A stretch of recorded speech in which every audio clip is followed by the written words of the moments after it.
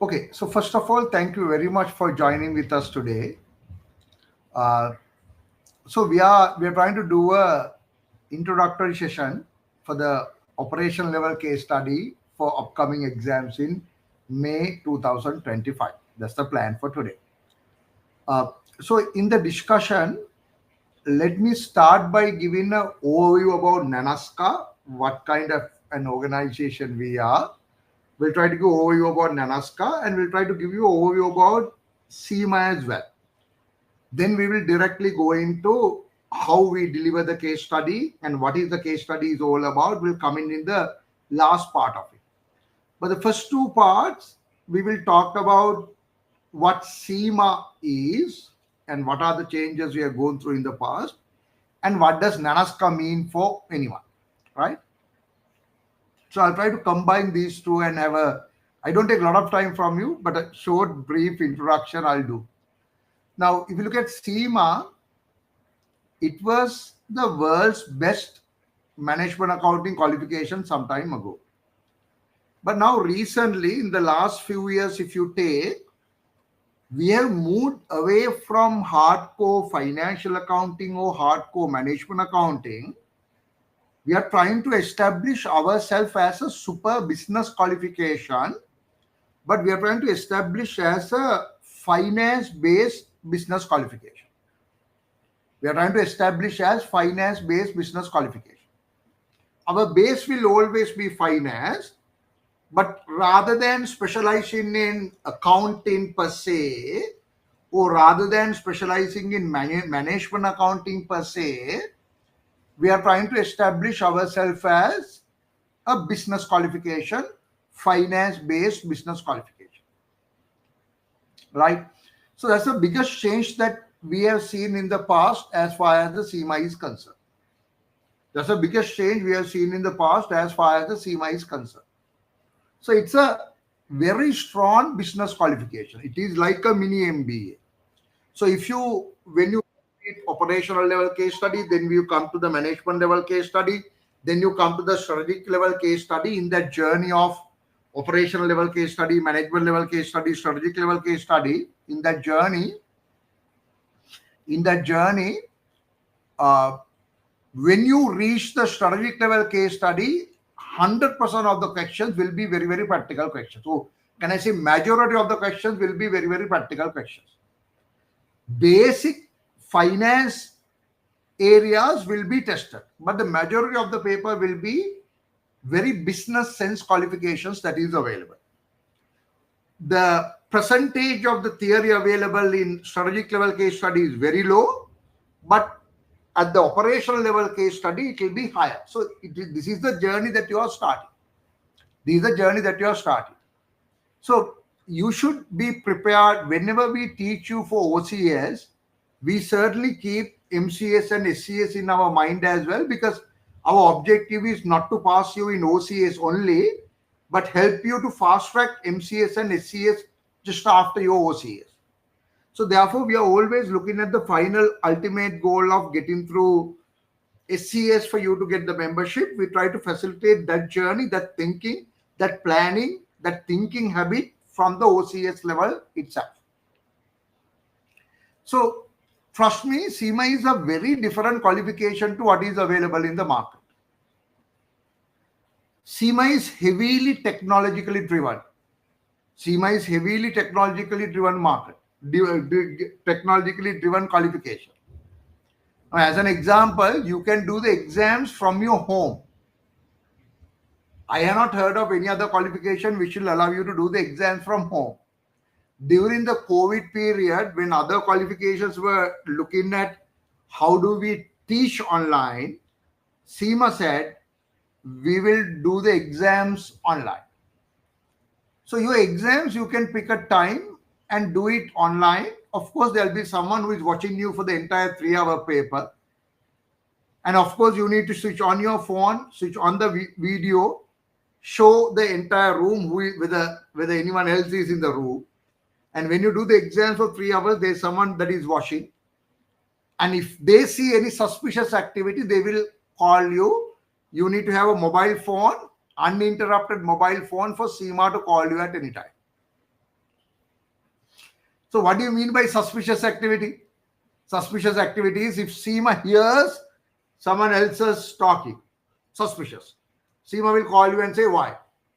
Or whenever you do the exam, if you do like this, if you close your mouth and read the exam paper, suspicious. Seema will call you. So all the controls are there. All the controls are there. And Seema is therefore, I can see, heavily technologically driven qualification. Right? When you get through Seema, you will start the journey to be a very powerful CEO, because the thinking that we try to give you is that how to be a very successful CEO, how to run a business. So Seema, that's what the Seema is now all about. Now Nanaska, I promise you to do two things initially: introduction to Seema, introduction to Nanaska. Then we'll go into the operation level case study and how do we teach it, right? But if you look at Nanaska in my second element, we offer courses only for Seema. We have a purpose that we believed in, which is to say, build better leaders for the world. We are trying to build better leaders for the world. We are trying to build global leaders, better leaders for the world. So therefore, whenever you try to build a better leader, one part of being a better leader is to have a good qualification. And I think Seema is the best qualification for you to be a business leader. Therefore, in our purpose of building better leaders for the world, the first element is to ensure you get through Seema. But that's not good enough. So we do so many other things in our journey. We do so many other things like other programs, other knowledge sharing. We have a program called Your Life is Your Life. I do that. We have a program called Your Life is Your Life, which I do, which is free for you, of course, which is about how to live a happy life. So all those elements will come in to the offerings that we do at Nanaska. And for you to be a business leader, we think we should help you to find jobs. So that's why we have Nanaska community, where we will try to fix you a nice job that suits you. And even if you start working, you might be working even now, whenever you have a trouble in the organization, it might be related to the performance, it might be related to politics that is happening, it might be related to something else. We are always there to help you. So Nanaska is a Seema qualification that we offer because we want to build better leaders for the world. Now coming back to so those are my first two parts. Coming back to the case study in Seema, there are 3 case studies available: operational level case study, OCS, management level case study, MCS, strategic level case study, SCS. Now there is a program called FLP, which I am sure you are aware. In this program, you don't need to do any other exams. Other theoretical subjects are available as a self-assessment. Other theories, there are 3 theory subjects at each level, which means there are 9 theory subjects in entire Seema qualification. They are available on self-assessment. But when you do come to the case study, we teach those 3 subjects entirely. Because your self-assessment, you may have not done really well. We don't want to depend on the self-assessment, how you did it. So we teach you the required theory for all 9 theory subjects in the case study. So in the operational level case study, we teach the 3 theory subjects at the operational level case study. And so on, management level case study, there are 3 theory subjects called E2, P2, F2. That theory knowledge we will teach you with the case study, because we want to ensure you got that knowledge. Our objective is not only to pass you, but to build a better business leader. For that, you need to have that theory knowledge with you, right? So this is what it is. And thank you very much for joining. I just want to give the initial introduction. I really appreciate all of you all joining today. Please write down my number. So whenever you want to clarify anything, you can always send me a WhatsApp message. I'm available on WhatsApp. It's 077 398 996. It's no 777-398-996. Right? Or either 0094 777-398-996. Right? So always you can call me if you want to clarify anything. We are here to help you with that. Uh, so so uh, so we will get Mark. Mark, are you around?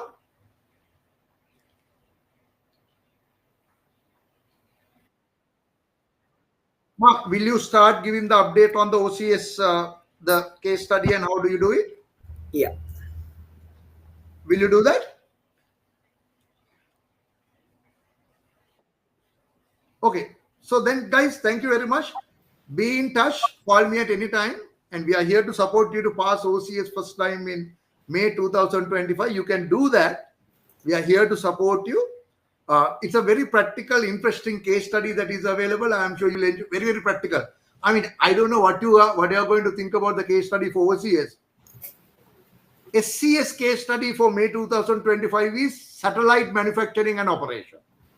So compared to satellite manufacturing and operation, you have a day-to-day bakery case study. I am sure whenever you feel this case study is difficult, think about the strategic level case study, which is the satellite operation. Thank you very much, guys. All the very best. Send me a message at any time. Thank you. Take care. Bye.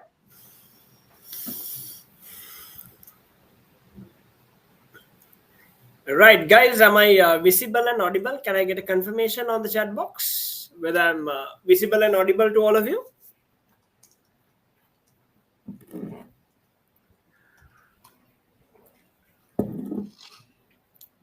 Super. Right. So we'll get started.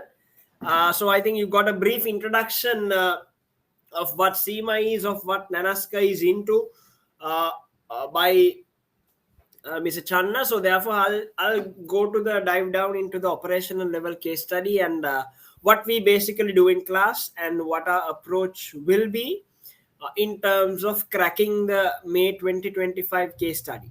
Right. So last time we had a backpack manufacturing company that was for November and February. Then for May and August, we have a company that is into, in simple terms, in our terms, it's a bakery, right?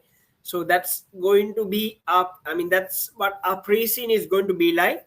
So now the pre-scene material has been shared, has been issued by SEMA. So I'm going to share that with you on the chat box. You can download it. So we are going to use this document as the primary source of reference for all our discussions, right? For all our discussions. So to start off,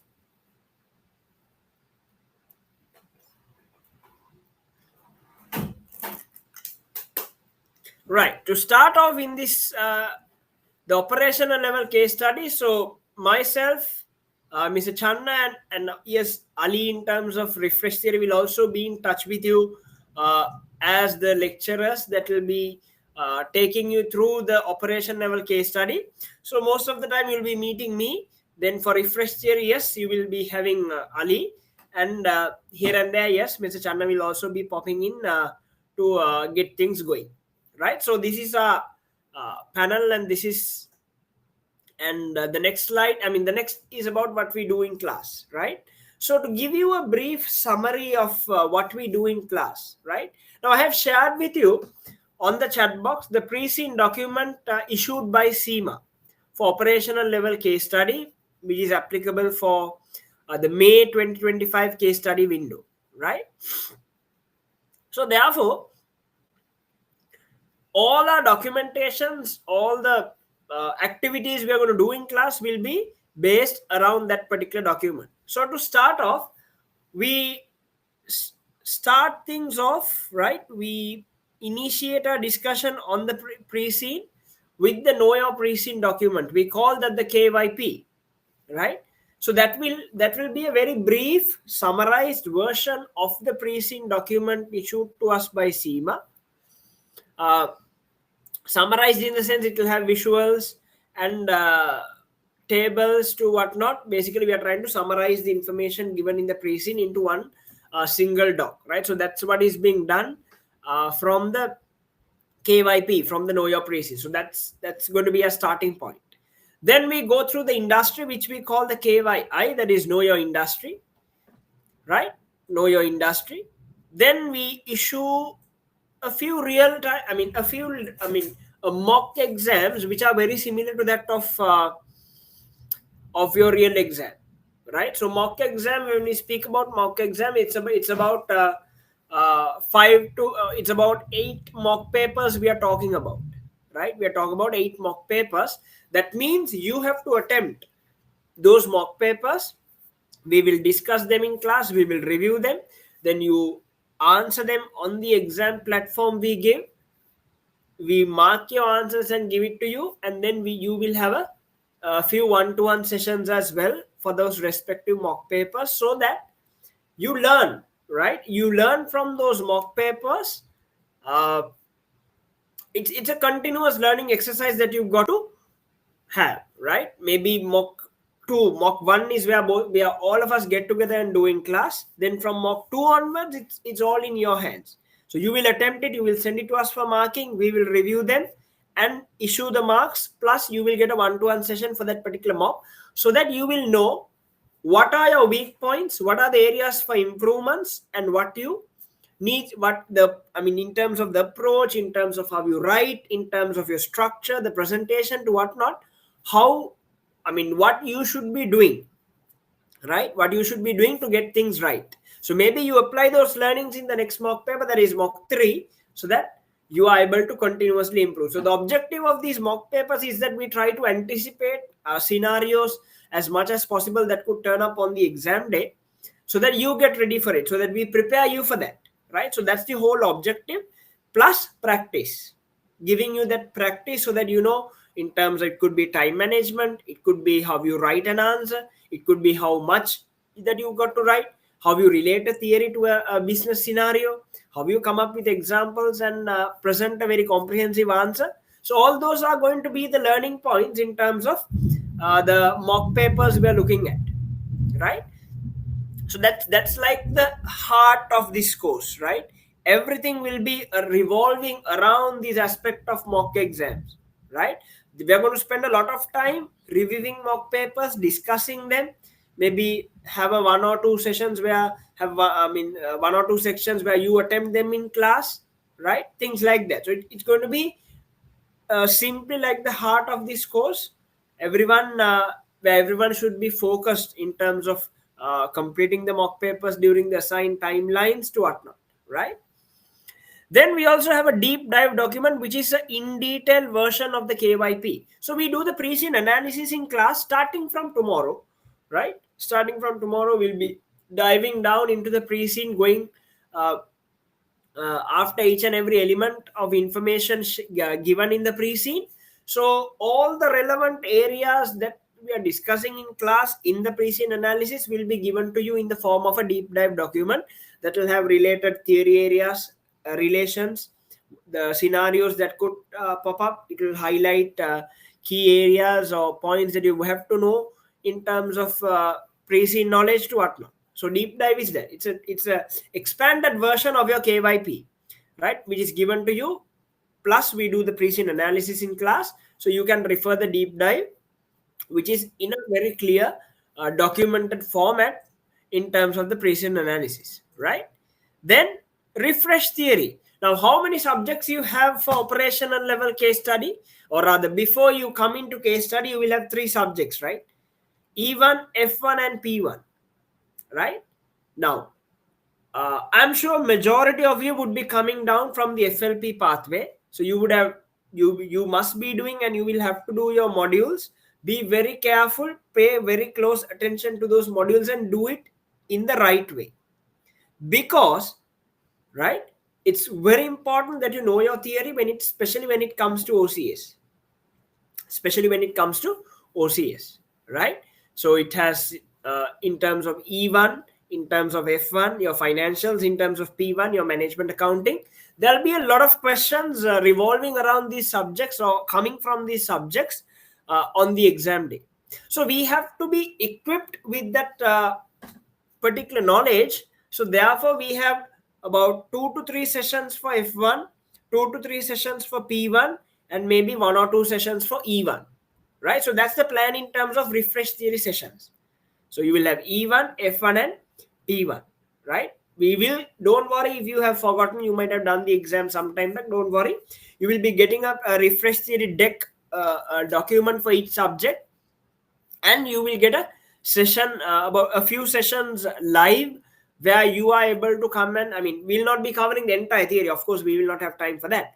Yes, we'll be picking off, I mean, in terms of the past experience as to what are the highly tested, the core areas of the three subjects, we'll be taking them out, and we'll be running you through them, and we'll be running you through them, right?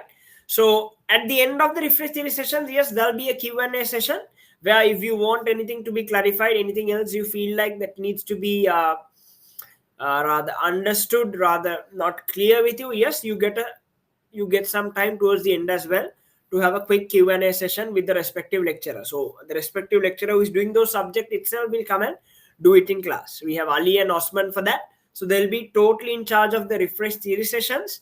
So they will always quite helpful, will always help you out if you have any concerns with regards to clarifications with regards to any of those theory related queries, questions that you may have in terms of E1, F1, and P1, in terms of E1, F1, and P1, right?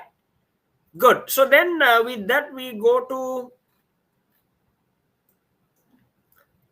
insights. So we have a KYI, right? Know your industry.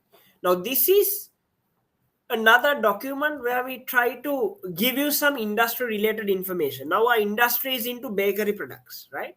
A similar uh, industry in key, I mean, our country is Kiel, and if I'm not mistaken, more towards the into the European segments, European region. So we'll be analyzing the industry, a little bit about the history. I mean, you don't have to study it, right? But it's just good for you to know, because you are trying to analyze a company, a real world. I mean, you should know details of the real world industry of the company you're analyzing.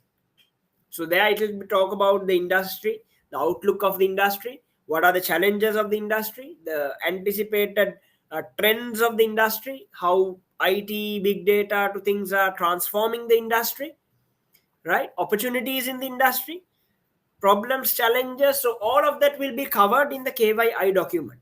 So that's where you can, plug these things here and there when you answer, starting from your mock papers. When you answer them, yes, you can start plugging in these points here and there, right? It will give you a comprehensive knowledge of what the industry looks like, not rather detailed knowledge, but it'll give you some level of comprehensive knowledge, so that you are able to get those glimpses of what's happening in the industry, what are the insights, and what could be the trends of the industry. So you can use them in your answers as well. Plus, when you're analyzing the company, in terms of the pre-scene analysis, that makes things easy for you.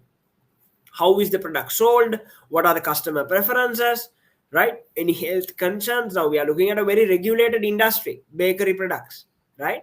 You'll have to look at the health concerns, the regulatory compliance, the food and health safety acts, all of that, right? So that's the industry related discussion we are going to have. So we will have one dedicated session for an industry discussion as well, right? You will have a one-to-one session after your mock papers. You will have, I said you will have about 8 mock papers, out of which mock 1 we do together. Then you will have about 7 to attempt. Out from 7 you will get one-to-one sessions for about 4 or 5 mock papers. You'll be getting a free one. You'll be getting a one-to-one session as well, right? Where you connect with one of our team members who will guide you in terms of what needs to change in your answer, how further should you develop yourself, right?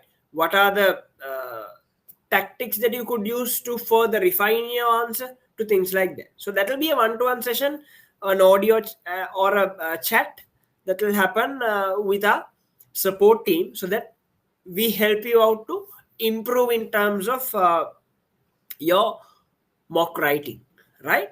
And then we also give you a possible issues document, right? That will have, we are trying to end of the day anticipate. So far we've been quite successful.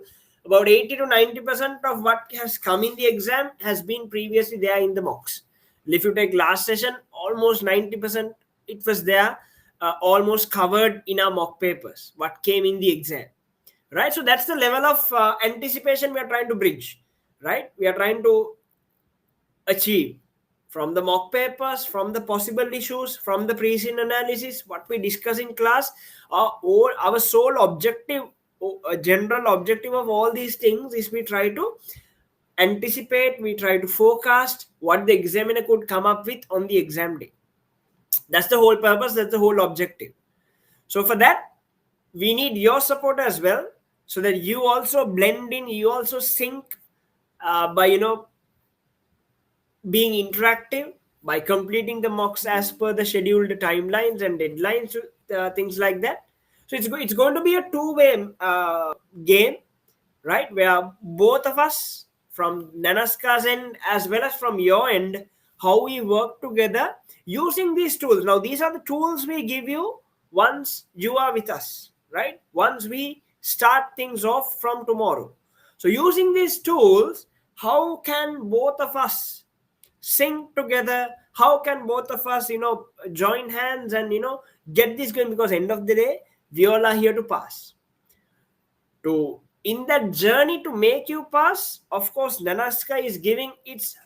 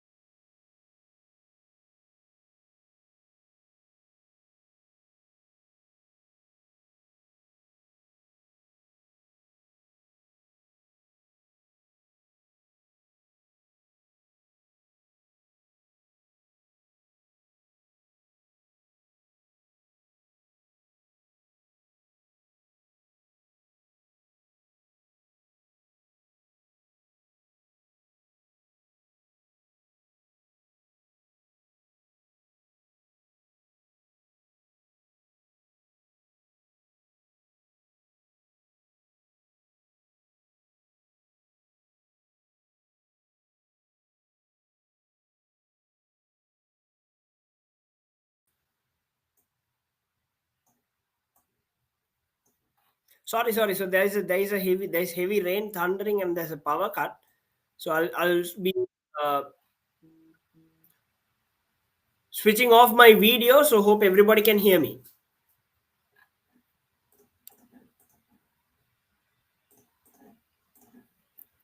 Right. So we were discussing about the things we do in class.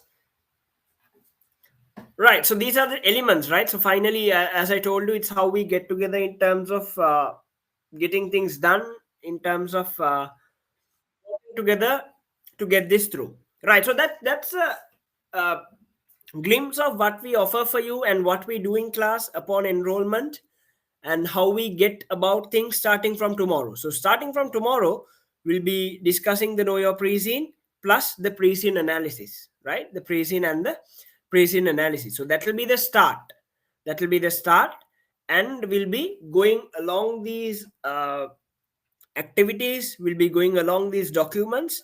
So we'll share a timetable with you, so that will have the dates, the times of all the sessions, and what we are planning to cover in that respective session. So it will cover all these issues. Now this time we are giving you a financial mock. Now what a financial mock is, it will have questions from all F1 related areas. So that's a financial mock, so you will be getting that. But instead we are replacing power mock with something called a KYT, that is know your triggers. Now that is a analysis of the past papers that we have done, maybe about 3 or 4 sessions, and we break. I mean, the power mark was always regarding, again, even F1 and P1. It had some general guidelines, answer points to very frequently tested theory areas on the exam day. So we have transformed the document, and this time we will get a much more refined document, which will be mostly hovering around the past papers that past papers of OCS, right? Let's say take the last 3 to 4 sessions. We take the past papers and we are doing analysis topic wise. It could be P1 budgeting. Under budgeting, what are the relevant questions? What are the key answer points? Then, if it's under variance analysis, what are the possible triggers that have come up and what are the relevant answer points, right? So likewise, we'll be giving you a KYT document this time. For the first time, we are trying to plan it off. So we have already started work on it, and we should be able to issue that to you somewhere midway during the course, right? So everything planned, end of the day objective is that we try and anticipate as much as possible things that could come up on the exam day, and we prepare you for that. So that's the plan. That's what we have in store for you, right? So before I move further, do you all have any questions to be clarified? Any questions regarding the content, regarding the coverage, regarding the course, or anything like that?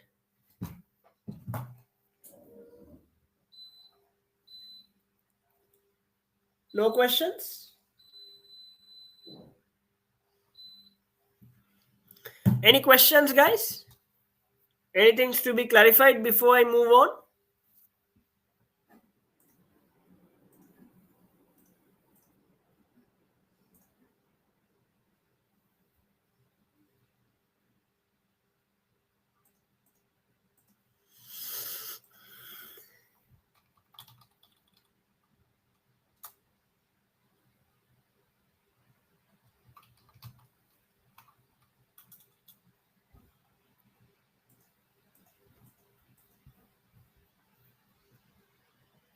You'll be given a pre-seen document in the exam. Don't worry. I mean, your pre-seen document is available for the click of a button. Yeah, you don't have to memorize or go through in detail of the pre-seen. It will be given to you. Others, any questions?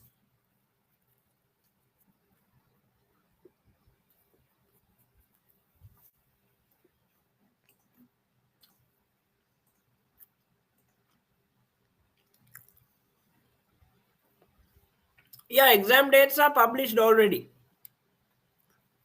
7th to the 9th of May.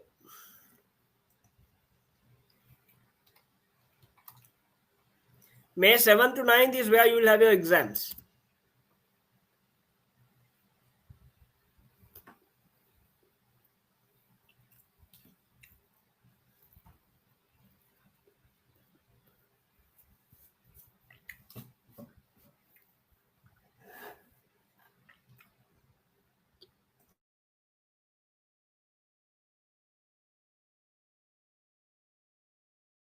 We can share past papers with you.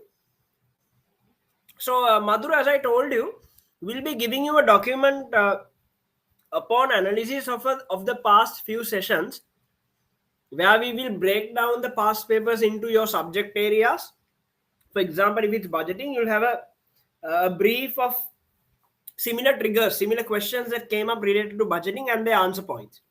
Right, so we are working on a document as such, but even past papers can be provided. It's freely available for you to download from the SEMA Study Hub site. You can freely download all past papers, no issue at all.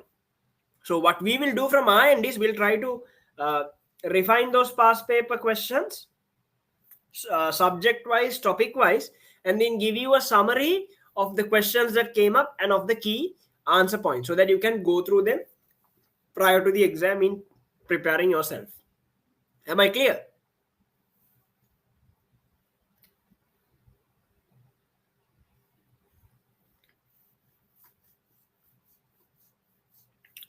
Good. What about the others? Any questions?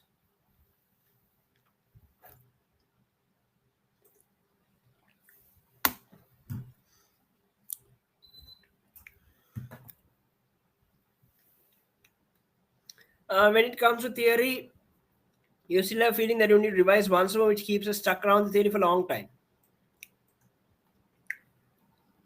Yusuf, so it's like this, right? In terms of theory, now you have 3 subjects, E1, F1 and P1. Out of those 3, what we've seen in the past papers is that more towards, your questions are more towards, if I rank the three subjects in the descending order, it will be P1, F1, E1, or rather P1, F1 and E1 maybe in the same proportion, right? So if you take P1, yes, there'll be a lot of topics. For example, from budgeting to variance analysis to risk and uncertainty to costing to whatnot, right? So in that respective sphere, let's say variance analysis, you should know the content there. Basically, what are the key variances? How do you calculate the main variances? How do you interpret the variances? Right? So it's not knowing the hardcore theory, but knowing at least some of it, or rather the logic or the basics behind it. I'm not asking you to memorize, right? Always know what that particular theory is.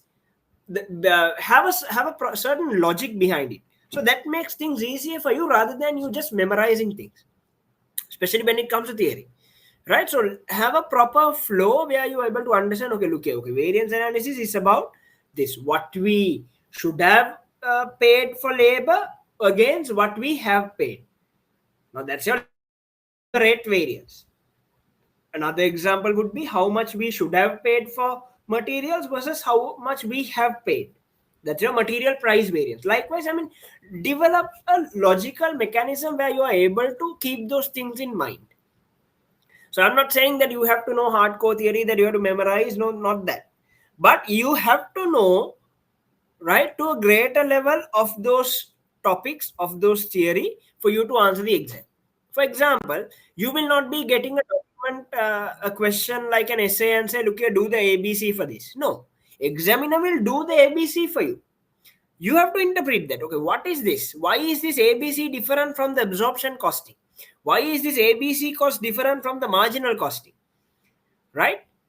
It's, I mean, 99% of the time you will not have any calculations of the at the exam. It's all about interpretation. It's all about analysis. It's all about comparisons. It's all about recommendations. So you might have to know the hardcore theory A to Z for you to do that particular calculation, but yes, at least 80% of that, if you know it, you should be able to give a proper answer to what is being tested. So remember, end of the day, your compare, I mean, the theory is blended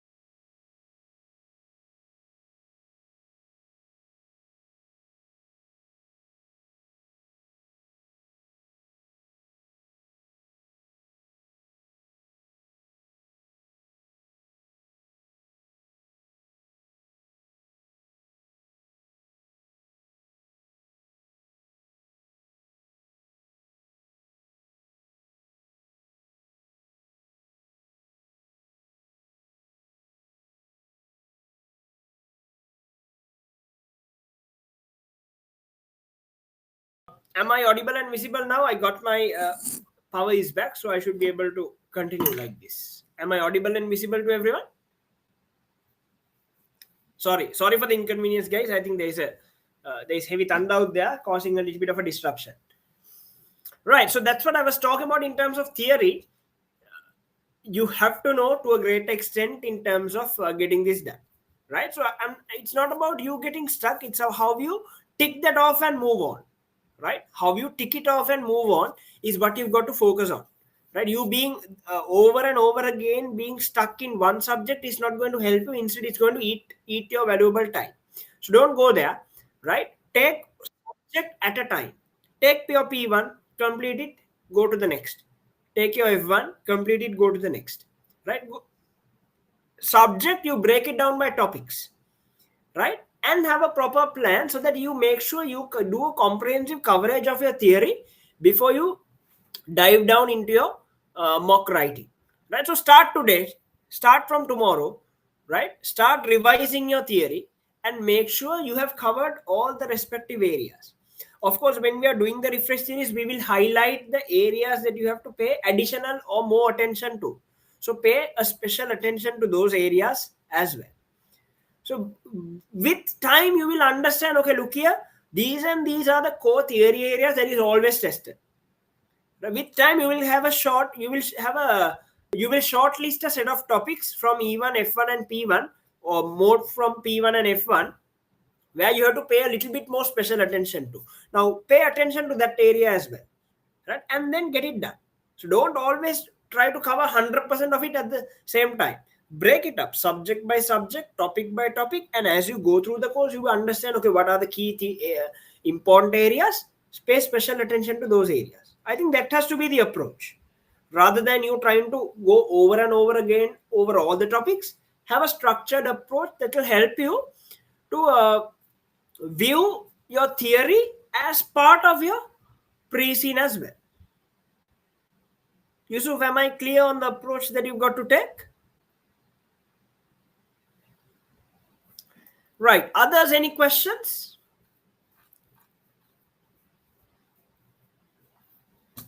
Good. Yes, after you complete each mock, you get a model answer, right? You get a model answer which you can use it for your study purpose and for your references. No harm at all.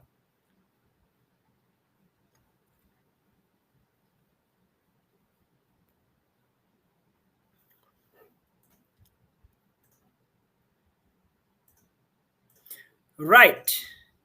So just to get a little bit about y'all,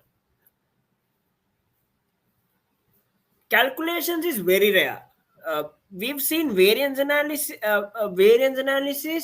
calculation session before last, not any calculation regarding costing. Costing, most of the time the questions will be like, examiner will do the costing for you and he'll ask you to talk about the weaknesses or do a comparison, or let's say he will do a costing under absorption costing, he will do a costing under ABC and ask you why it is different to each other, things like that, right? You will get you will get some taste of it when we really dive down into the mock papers, don't worry. So costing calculations are very rare, or we haven't rather seen anything as such. But variance analysis, I remember there was a question session before last where you had to calculate it and interpret it. Yes, please. All good.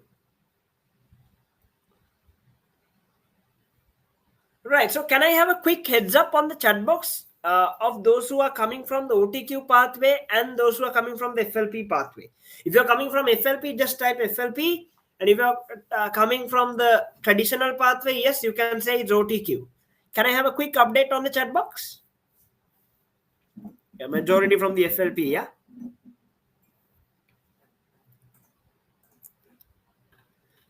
There's no one from the OTQ route, looks like.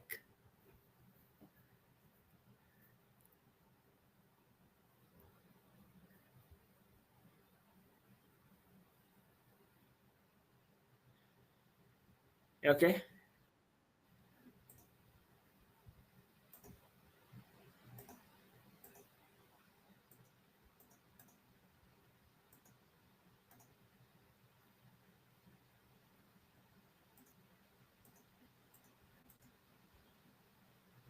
Good. So majority of you coming from the FLP, yeah?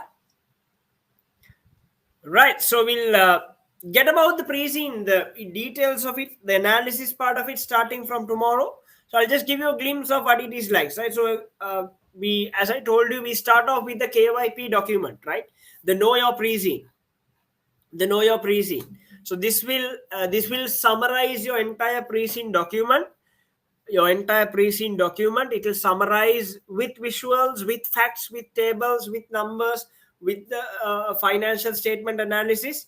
It will give it to you, so that have this as a reference alongside your pre-scene, so that you make yourselves comfortable, so that you make yourselves confident with the information, with the content covered in the pre-scene, right? So the target has to be you should have read the pre-scene at least how many times?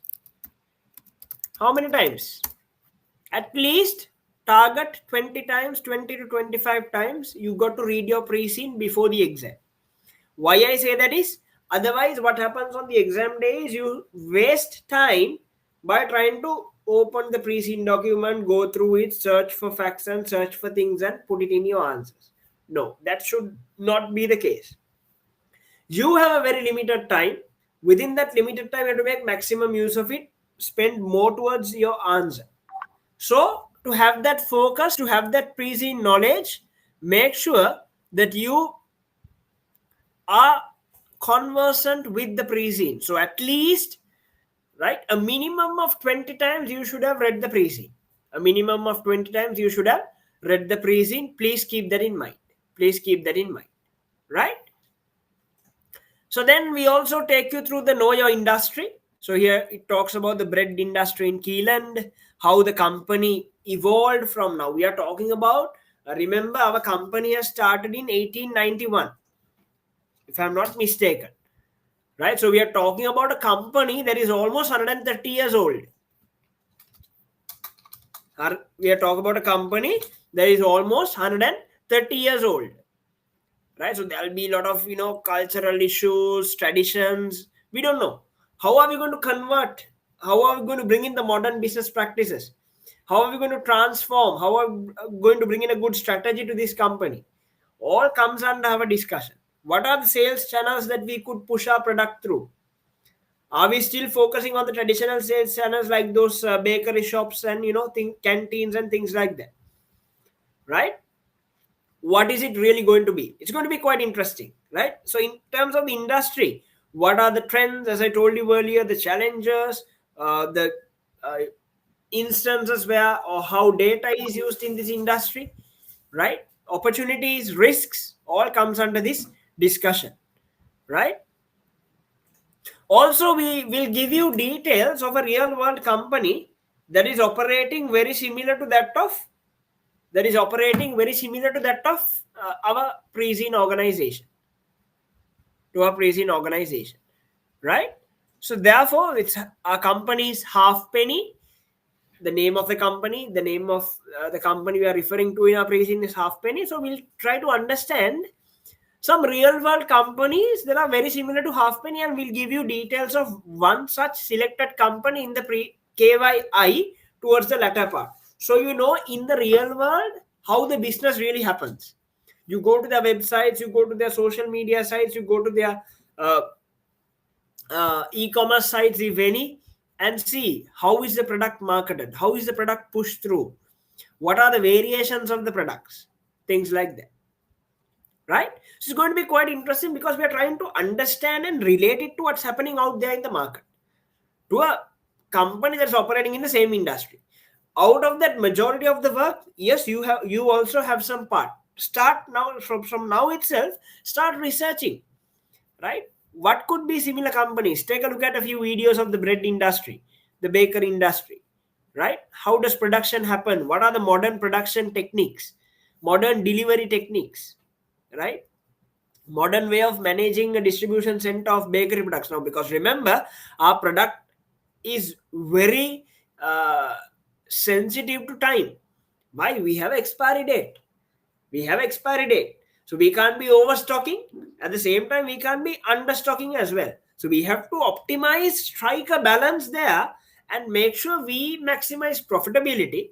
At the same time, we can't be ending up with a lot of short expiry stock. So it's a very sensitive point given the nature of our product. So how do we sell, the process flow, to all of that will be covered under this element, under this section. So if I give you an overview of the case study, you see it right here, right? About 60 to 70%, yes, you've got to know, let's say 60%, 60 to 65%, you've got to know your theory in terms of getting this done right. 30 to 40%, yes, I would say it's coming from your business applications, how you are able to relate that theory to the given unseen. Unseen is the exam paper plus the pre-scene, how you blend all these things together and uh, propose an answer. But majority of it, remember, you have to have some decent knowledge of the theory to get this going. Now, out of that 60% or 65% of the theory, I have given you a breakup where from that 60 to 65%, majority of it will be from your P1 and then F1 and E1. This is a very based on a few past papers only. I have taken out this data. It may be subjective, but yes, this is the structure of your operational level case study. So now you know how much of attention you have to pay for your P1, how much of attention you have to pay for your F1 and E1. Overall, as you know, there is quite a significant amount of theory knowledge involved for you to pass the exam. For you to pass the exam, right? So have this understanding with you. So you should know what you are doing. You should know the structure of what you are doing. So make sure you are clear of what is being tested, of what is being covered, right, in the examination. In the examination, right? So this is in a nutshell the structure or the overview of your case study examination, right? So I will show you a real world or rather a practical question that is very similar to your exam, right? So we just go through this. I'll give you 2 minutes. I hope everybody can see my screen. Can you read through this, see whether you are comfortable in answering a question like this? If you are comfortable, very good. If you are not comfortable, you don't have anything to worry. That's why we are here to help you out. So just take a look at it. Take about 2-3 minutes. Read this. You have the questions at the end, right? You have the questions at the end. So it's a sample question. Don't worry about the content. It might not be tailor-made to half penny, but still, yes, take a look at it. Take a look at it. I'll give you about 2 minutes. Quickly go through this and see whether you are able to understand it, whether you are able to, at least giving some thought to the questions thrown at you towards the end. Yeah? Can you take about 2 minutes for that?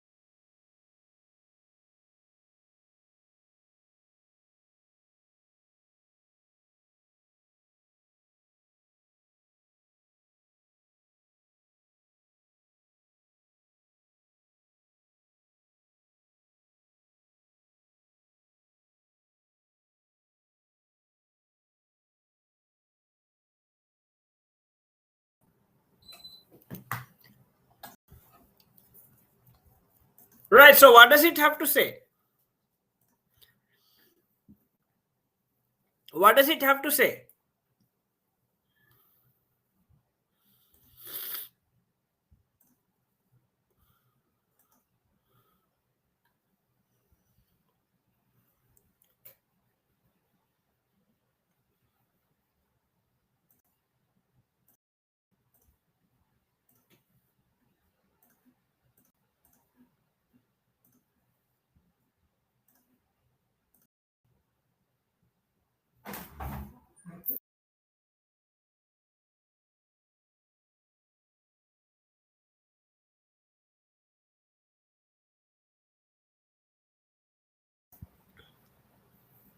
Suppose a calculation question comes and we say we get the calculation.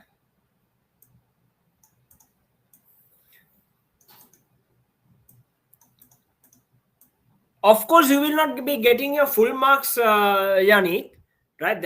I mean, there'll be a form of penalization in terms of reducing your marks, but yeah, not. I mean, you'll not be getting 0 marks. I can assure that, because case study, if it's a calculation, you will not be getting any technical calculations, uh, where there'll be a lot of steps and a lot of numbers involved. It will be a very basic or a brief calculation that you might have to do.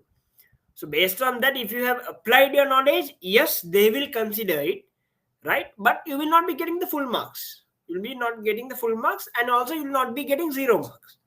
That's for a fact, right? So you'll be somewhere, but it's very rare that you try to that you get detailed calculations in the exam. Most of the time, 95% of the time, examiner will have done all the calculations for you, and he will ask you to interpret, right? He will ask you to interpret and say, okay, it could be a comparison, it could be a recommendation, it could be an analysis or whatnot, right? So there has been the trend. Yeah.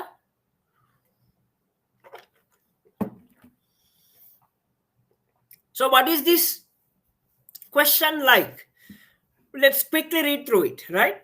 I won't be taking too long, so let's quickly read through it, discuss on the remaining elements, and then we can conclude to meet up tomorrow to start off our analysis, right?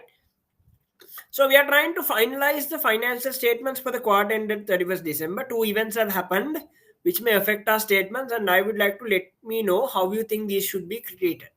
Now, your examination is such that, let me go through that and come back. Your examination is such that you will have 4 sections, right? You will have 4 sections in your exam. How long do you get? You get only 3 hours. That is how many minutes per section? 45 minutes per section. Right. Now let's say you do section 1. You do section 1, you take about 40 minutes. How many minutes have you saved? 5 minutes. Right? And then you go to section 2. Section 2, are you going to get 50 minutes? No. Section 2, you are not going to get 50 minutes. Remember, section 2 will always be again 45 minutes. So once you complete a particular section, you can't go back. Let's say you complete section 1 and go to section 2, you can't go back to section 1 again. Section 1 is gone. And the time is also gone. Let's say you saved 5 minutes from section 1 to use in section 2. No, you can't do that. So use the maximum available time for each section. Just because you finish 10 minutes earlier one section, that 10 minutes doesn't get carried forward to the next section. Remember that. And once you go to the other section, you can't go back to the previous section as well. It's only one-way traffic, right? You only can go forward. Section 1, 2, 3, 4, it's one-way traffic, right? You can't come back. And any time saving is also not factored. Each section, you will get a fresh 45 minutes. For each section, you will get a fresh 45 minutes. So for this 45 minutes section, you will be having about at most 3 tasks. As you saw in a sample question, there were 3 questions, right? You will have 3 tasks. We call them a task, or let's say 3 questions, right? So depending on the percentage, let's say you have subtask A, you have subtask B, you have subtask C. How are you going to spend your time? You have 45 minutes, right? So we learned about time management in detail and how we get the approach. Just to give you an overview, how long will you need to read a question, to read a section like this and settle yourself? How long? 5 to 8 minutes? Is that enough? 5 minutes to read this unseen? We call this the unseen. The question you get on the exam is your unseen. What you have with you now is the pre-seen. So to read this unseen and to just go through the questions and settle yourself down, you might need about 5 to 10 minutes. Am I right? Right? So then each section will have a weightage, my friends. Can you see this here? each section will have a weightage 33%. C is again 33%. A is also 34%. So here it's a equal weightage for all three tasks. Some questions you will have 60, 30, 10. Some you will have 50, 30, 20. Right? If there are three tasks, there are questions with two tasks as well. Right? So according to the time, according to the marks weightage, you have to allocate your time. Right? So in this case, how long will you spend for section A? Let's say you take off 35 minutes, you take off 10 minutes, you have 35 minutes left. So you have about 11 to 12 minutes per section in our sample question. 11 to 12 minutes to answer, right? To answer per section. So that's how your timing will be broken down. Now, what you have to do in this 11 to 12 minutes, yes, we'll discuss when we start our discussions and when we start doing our mock papers, right? So it's about 11 to 12 minutes in this case. So can you see how it's broken down? You have 4 sections, 3 hours. Each section is 45 minutes. We reserve about 10 minutes to read and plan our answers to whatnot. So then you have 35 minutes to write answer. So during this 35 minutes is what you have to allocate based on the weightage you get for that particular question.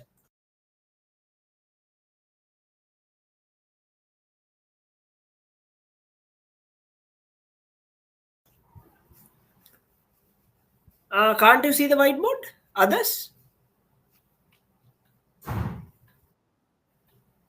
You all can see the whiteboard, yeah?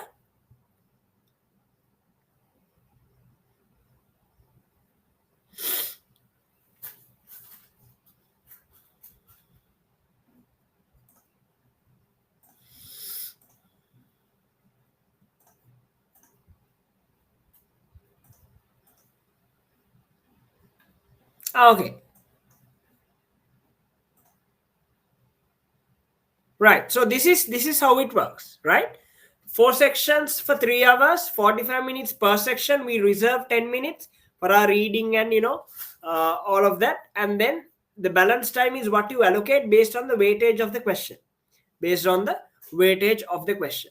And remember, your exam is one-way traffic, no coming back. Any time saved is not carried forward. It's just gone, right? So just know those points in terms of exam, and we'll discuss further in class how we are going to tackle this time management problem, right? So now I'll just take one section. You have 2 events given, events after the reporting period. Anybody knowing the accounting standard relating to that, relating to events after the reporting period? Any tries? What is the relevant accounting standard for events after the reporting period? Yes?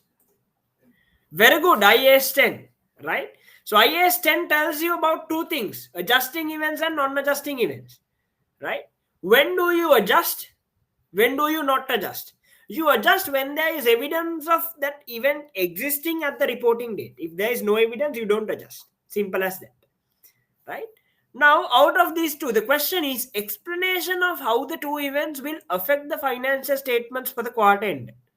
Now tell me, how will this affect? Event 1, fire in the section which damaged inventory in January. Event 2, paying suppliers paying us in settlement of a legal case, right? So how will it affect the financial statements? Let's talk about event 1. Do we adjust event 1? Very good.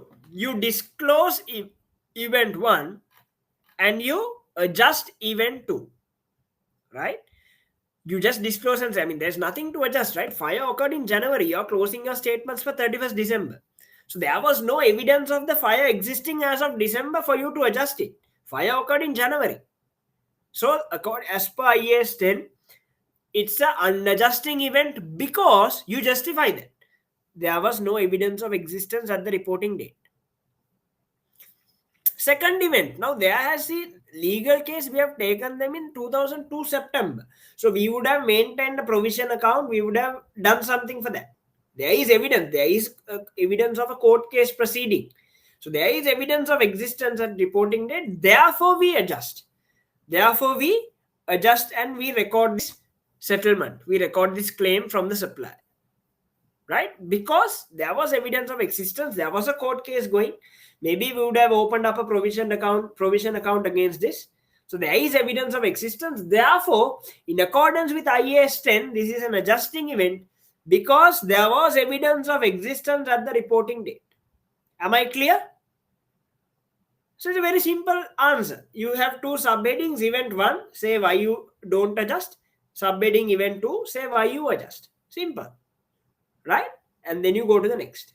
So it has to be a very systematic approach, a very brief, concise approach that we have to follow in answering these questions. So did I make myself clear?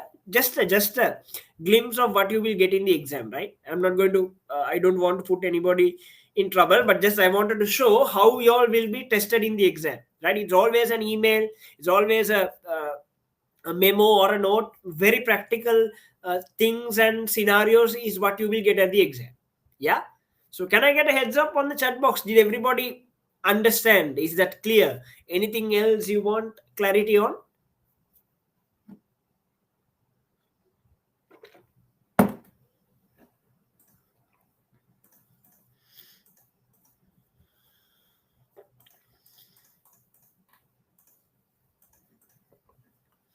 All good. Super. What about the others?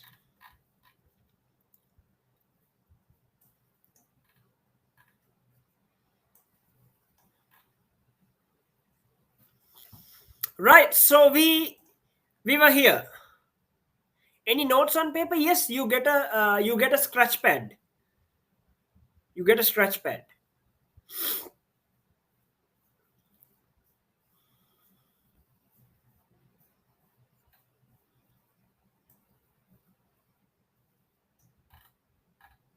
Any other questions?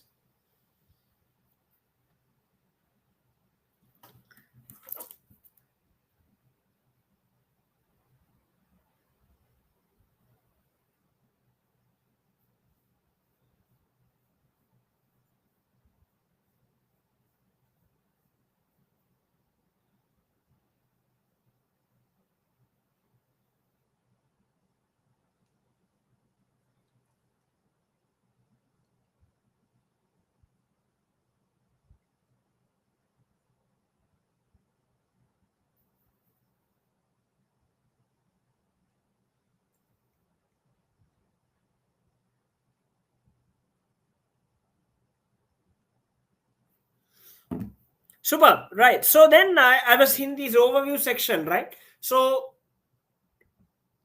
a quick snapshot, right? Again of the of the OCS structure, guys. So remember, the more you know in terms of the F1, P1, E1, always make sure you start revising these theories today itself. Starting from tomorrow or today, have a plan, right? Subject wise, topic wise, how you're going to get this done. Because that's going to be a very important, that's going to be a very key decisive factor on the amount of marks you're going to score at the exam. Because I know most of you are coming from FLP, sometimes you would have skipped and uh, repeated modules and completed them, right?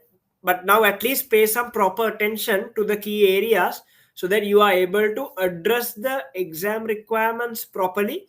You are able to first understand the examiner's language and then interpret it accordingly. So for that you need a thorough knowledge of your refresh theories as well, right? So please start refreshing your theories immediately.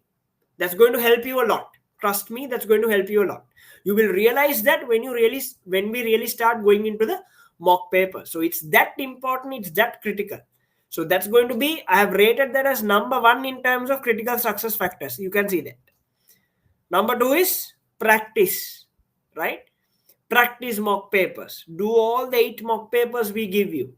Maybe not once, maybe twice, right? Then review it on your own.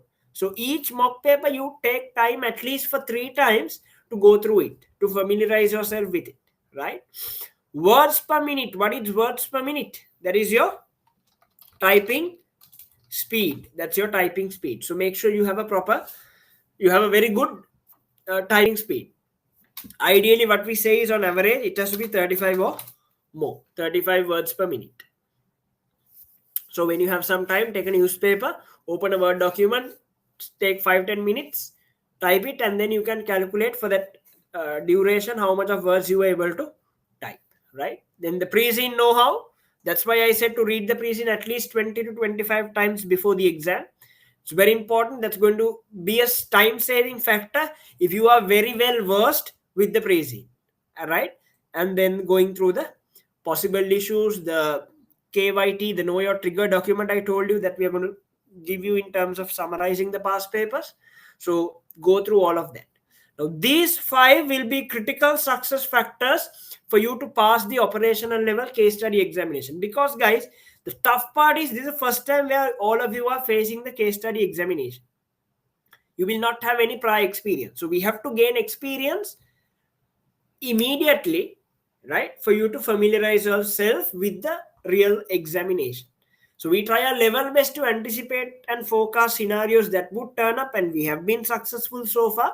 So it's all about how we work together, how you cooperate, that and stick to the plan that we formulate is what's going to help you to make you pass. So please make a note of these 5 elements. These 5 elements are crucial for you to get going, right? Refresh theory on E1, F1, P1, mock paper practice, words per minute, the pre-scene know-how, and the possible issues, right? Very critical, very important. And then the overview of the case study. Don't forget that there is a considerable amount of theory, out of which there is more attention on P1.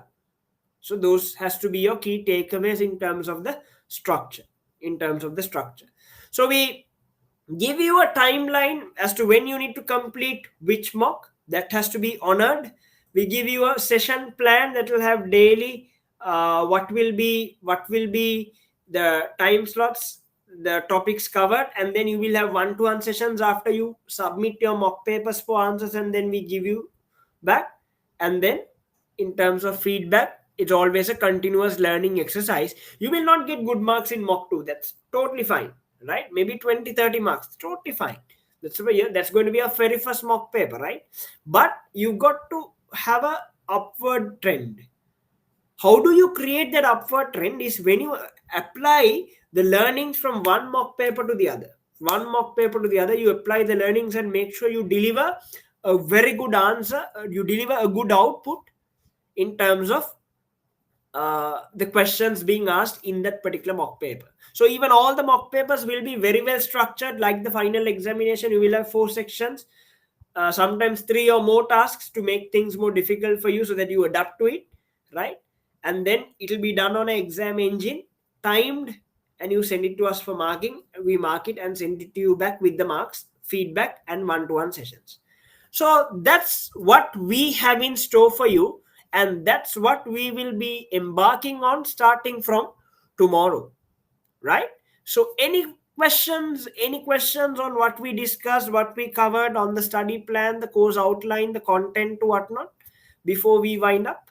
Any questions? Feel free to ask any questions, any clarifications you may have before we wind up. If you are clear, yes, have a heads up on the chat box and tell me that you are clear so that we are all on the same page.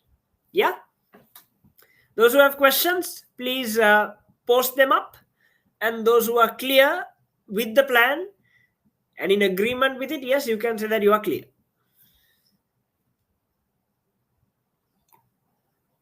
Yeah, you can go ahead and book the exam, no problem. Have you got your FLP access? Have you completed the modules?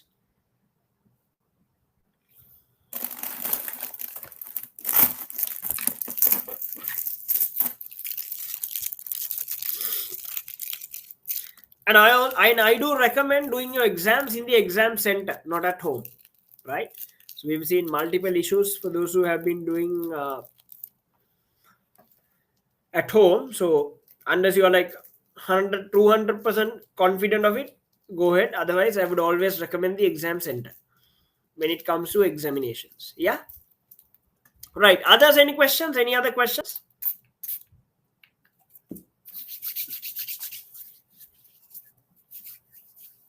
Yeah, then that's fine. You can go ahead and book it. So we will also have a few hybrid sessions here and there where you can come to our institute, and then we can have some productive time together uh, in terms of discussions, mock paper reviews to whatnot. Anyway, it will be hybrid. So those who are out, yes, you can join online. But those who can, yes, why don't you give it a try, right? So we'll discuss tomorrow when we should do a maybe one or two hybrid sessions over the course of the uh, plan, and we'll agree on a few dates so that we can at least meet, right? So and review and discuss what we can, so that end of the day we help you. We can get a backend team also to help you in that case if there is a majority of people coming, so that we can have some good one-to-one sessions and feedback sessions uh, during the course of the session. Yeah, yeah, so that's fine. If there is if you are comfortable with doing at home, I'm okay, right? Make sure you have a stable connection, that you have you're free from power cuts, so I guess in Qatar you are comfortable, right? So I don't think you'll have problems as we have here, so I guess it should be okay, right? Others, any questions? No questions?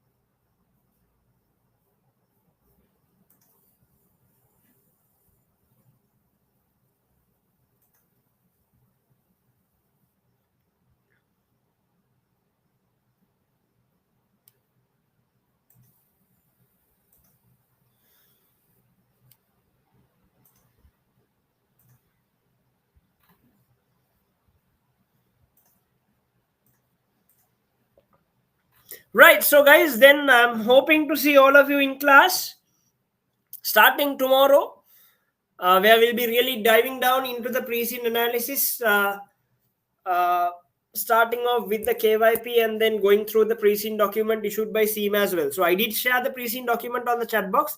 I presume you would have downloaded it. So take some time in the night, go through it. It's very interesting, right?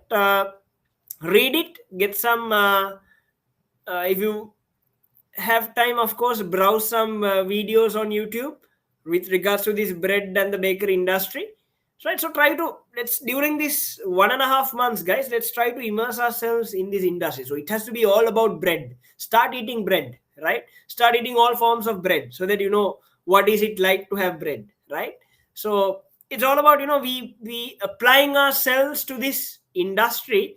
That's when even our recommendations, the answers we give, the what do you call, the output that comes in the mock papers, in the answers, should reflect that, right? So that we are part of this industry. So just to get that sense of belonging, do what you can, right? Do some research, some videos on YouTube, social media browsing, right? And of course, maybe some any related articles to read. Yeah, so keep yourselves occupied and start revising your theory right away, right? I showed you the importance of that, and that's going to play a huge role in giving you that confidence, in giving you that boost to get good scores in your exam. So end of the day, we all should work towards passing this exam. So we all are in for it. We'll work according to the plan shared, and I'm hoping to see all of you in class tomorrow. So tomorrow it will be online. We'll be starting 6:30 p.m. Sri Lankan time, and since it's the first session, uh, we might take about 1.5 to 2 hours as well. And I'm hoping to see you all tomorrow. So thank you guys, and I hope you were able to get something out of today's session, uh, as to what our course looks like, an overview of the operational level case study itself. So let's have a very good productive discussion and a few interactive sessions going forward, uh, as we start it from tomorrow. So thank you and good night. Sorry for those inconveniences we had in the middle due to this power outage. You're welcome.